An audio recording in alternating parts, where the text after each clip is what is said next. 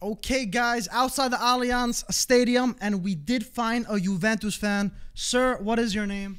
I wasn't born with a name. Wow, not born. Very interesting, but that's a video for a different time, a story for a different time. Unfortunately, Juventus lost 3-0 today at home against Milan. Just your first reactions on this loss? No, Milan deserved the win. I never thought 3-0. Everything was up for grabs, and the great teams, when you're supposed to win, you win. Champions League was on the line, and I think that the team out there didn't show what they're supposed to have and what Juventus is supposed to have, which is at least Champions League. I think most Juve fans, they knew that the Scudetto wasn't going to be this year, but you have to get Champions League, and this was your direct rival, and they flopped. They didn't do it. They didn't show up. I mean, Mr. No Name, it did seem like they did flop, but they are only 1 point away from 4th place Napoli. They still got to play a very tough game against Inter, the direct rivals for the Derby d'Italia. Do you think Juve can miraculously do something? No, the whole point, you have to beat Milan. That's the team that you had to go through. They didn't do it tonight. They didn't do it. You can't keep saying, what if Inter's the league leaders. You had Milan, you had the opportunity tonight, and more so, it's not losing, it's about how you lose. And they lost in terrible fashion tonight. You know, there's no other way around it. I feel like too many of the players did not go out there with the right mentality. They didn't have the correct attitude.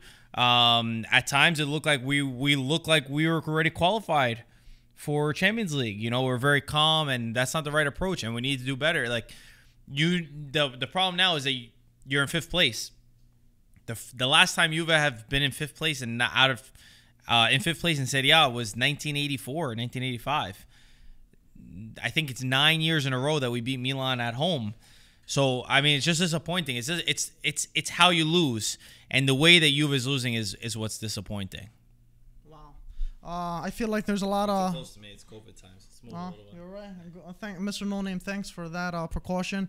But there seems to be a lot of name calling here. If you had to pick a name for someone that's at fault for this season, who would your name be? No, it's. I never believe it's not one thing. It would be too easy to identify one thing. It's a combination of many factors that a lot of people have known for quite some time. I think everybody needs to do better. So yeah, I think everybody out there that's trying to just find the scapegoat of saying, oh, it's Pirlo, oh, it's Ronaldo, it's too simple. That's the easy way out, and it's way deeper, and it's a combination of a few years of mistakes that are leading to that. So everyone needs to do better. It's not just on one person. Wow. You heard it here first, guys. And Marco, I just want to say Mr. No Name, I just want to have one last question. For the people that are poking fun against Juventus since they've been winning it consecutively, any messages that you'd like to send to the other fan clubs? Say it again? I'm saying for the other fan clubs that are fan bases that are poking fun at Juventus, who have been winning in the past few years, but this year has not been going their way. Any message that you'd like to say to them? Oh, okay, I gotcha. Yeah, they deserve to. If you're a fan of another team, you have every right to make fun of your rivals. I know that we had a decade of being able to make fun of everyone else. So when it's your time, you deserve it. When you see your friend that you know is a Juventus fan, yeah. If you're a Milan fan, of course you're gonna have to take the shit. I gotta take the shit with that guy Antonio all day long. I gotta take the shit with all you guys in the studio. Everyone's gonna be giving me shit, you know, for until the next year, until you're able to come back.